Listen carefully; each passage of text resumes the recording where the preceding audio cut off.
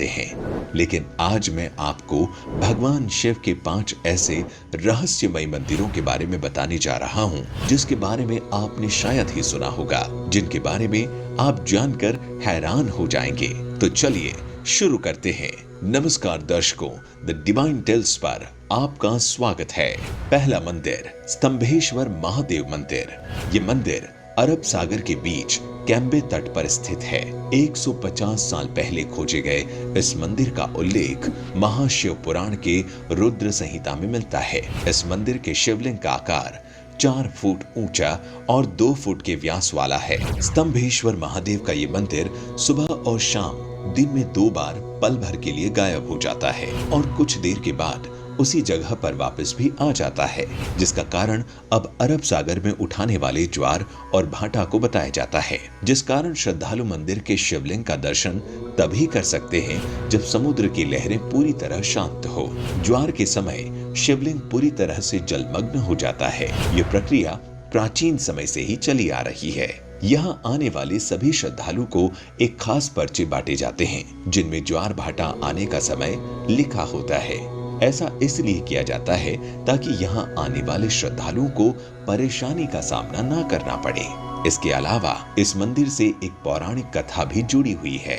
कथा के अनुसार राक्षस तारकासुर ने भगवान शिव की कठोर तपस्या की। एक दिन शिवजी तपस्या से प्रसन्न होकर प्रकट हुए और वरदान मांगने को कहा। उसके बाद वरदान के रूप में तारकासुर ने शिव से मांगा कि उसे सिर्फ शिव जी का पुत्र ही मार सकेगा, और वो भी 6 दिन की आयु का। शिव जी ने ये वरदान तारकासुर को दे दिया और अंतर्ध्यान हो गए। इधर वरदान मिलते ही तारकासुर तीनों लोक में हाहाकार मचाने लगा, जिससे डरकर सभी देवतागण शिव जी के पास गए। देवताओं के आग्रह पर शिव जी ने उसी समय अपनी शक्ति से श्वेत पर्वत कुंड से 6 मस्तक, 4 आंख और 12 हाथ वाले एक पुत्र को उत्पन्न किया, जिसका नाम था कार्तिकेय। जिसके पश्चात कार्तिकेय ने 6 दिन की उम्र में तारकासुर का वध किया। लेकिन जब कार्तिकेय को पता चला कि तारकासुर भगवान शंकर का भक्त था, तो वो काफी व्यथित हो गए। फिर भगवान विष्णु ने कार्तिकेय से कहा, उस स्थान पर एक शिवालय बनवा दे, इससे उनका मन शांत होगा। भगवान कार्तिकेय ने ऐसा ही किया। फिर सभी देवताओं ने मिलकर वहीं सागर संगम तीर्थ पर विश्वनंद स्तंभ की स्थापना की, जिसे आज स्तंभेश्वर तीर्थ के नाम से जाना जाता है। निष्कलंक महादेव। ये मंदिर गुजरात के भावनगर में कोल्याक तट से 3 किलोमीटर अंदर अरब सागर में स्थित है। रोज अरब सागर की लहरें यहाँ के शिवलिंगों का जलाभिषेक करती है। लोग पैदल चलकर ही इस मंदिर में दर्शन करने आते हैं। इसके लिए उन्हें ज्वार उतरने का इंतजार करना पड़ता है। ज्वार के समय सिर्फ मंदिर का खंबा और पताका ही नजर आता है, जिसे देखकर ये अंदाजा भी नहीं लगाया जा सकता कि समुद्र में पानी के नीचे भगवान महादेव का प्राचीन मंदिर भी है। ये मंदिर महाभारत कालीन बताई जाती है। ऐसा माना जाता है कि महाभारत युद्ध में पांडवों ने कौरवों का वध कर युद्ध जीता था, पर युद्ध समाप्ति के बाद पांडवों को ज्ञात हुआ कि उसने अपने ही सगे संबंधियों के हत्या कर महापाप किया है। इस महापाप से छुटकारा पाने के लिए पांडव भगवान श्री कृष्ण के पास गए, जहां श्री कृष्ण ने पांडवों को पाप से मुक्ति के लिए एक कला ध्वजा और एक काली गाय सौंपी और पांडवों को गाय का अनुसरण करने को कहा, और कहा कि जब गाय और ध्वजे का रंग काले से सफेद हो जाए तो समझ लेना कि तुम सबको पाप से मुक्ति मिल गई है। साथ ही श्री कृष्ण ने पांडवों से ये भी कहा कि जिस जगह ये चमत्कार होगा वहीं पर तुम भगवान शिव की तपस्या भी करना। पांचों भाई भगवान श्री कृष्ण के कहे अनुसार काली ध्वजा हाथ में लिए काली गाय पीछे पीछे चलने लगे। इसी क्रम में वो सब कई दिनों तक अलग अलग जगहों पर गए, लेकिन गाय और ध्वजा का रंग नहीं बदला। पर जब वो वर्तमान गुजरात में स्थित कोलियाक तट पर पहुंचे तो गाय और ध्वजा का रंग सफेद हो गया। इससे पांचों पांडव भाई बड़े खुश हुए और वहीं पर भगवान शिव का ध्यान करते हुए तपस्या करने लगे। भगवान भोलेनाथ उनकी तपस्या से खुश हुए और पांचों पांडवों को लिंग रूप में अलग अलग दर्शन दिए। वही पांचों शिवलिंग अभी भी वहीं स्थित है। पांचों शिवलिंग के सामने नंदी की प्रतिमा भी है। पांचों शिवलिंग एक वर्गाकार चबूतरे पर बने हुए हैं तथा ये कोलियाक समुद्र तट से पूर्व की ओर 3 किलोमीटर अंदर अरब सागर में स्थित है। इस चबूतरे पर एक छोटा सा पानी का तालाब भी है जिसे पांडव तालाब कहते हैं। श्रद्धालु पहले उसमें अपने हाथ पांव धोते थे और फिर शिवलिंगों की पूजा अर्चना करते थे। क्योंकि यहाँ पर आकर पांडवों को अपने भाइयों की हत्या के कलंक से मुक्ति मिली थी, इसीलिए इसे निष्कलंक महादेव कहते हैं। भादव के महीने में अमावस को यहाँ मेला लगता है जिसे भाद्रवी कहा जाता है। प्रत्येक अमावस के दिन यहाँ भक्तों की विशेष भीड़ रहती है।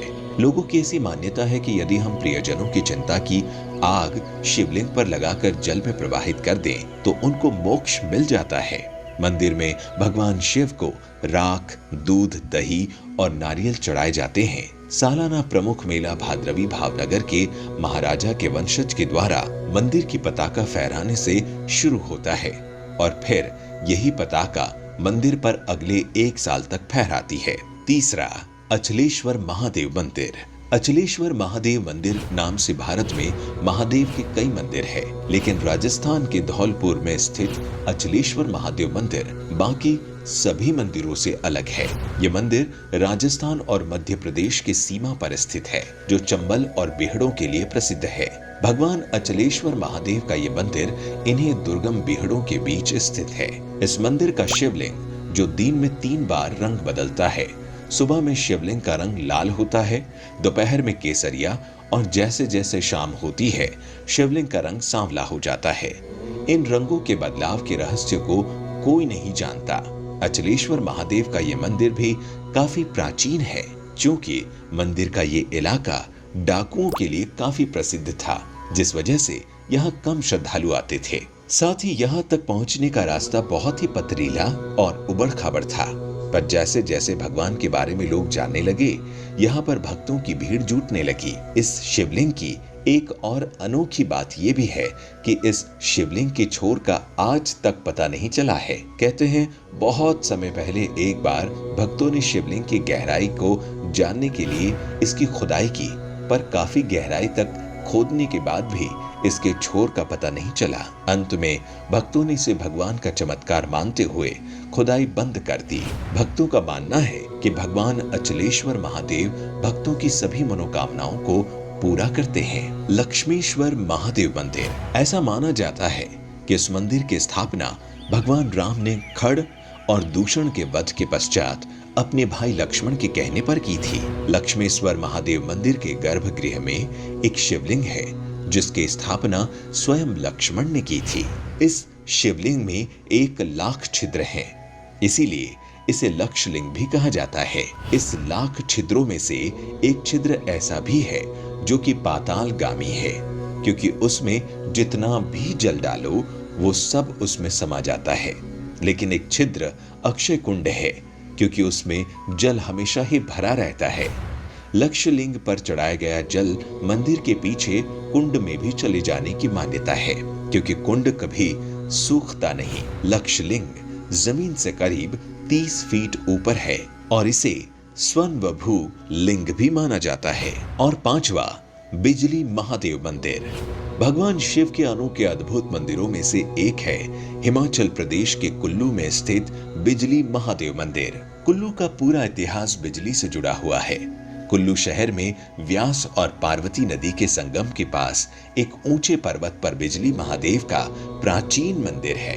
पूरी कुल्लू घाटी में ऐसी मान्यता है कि ये घाटी ही एक विशालकाय सांप के रूप में है।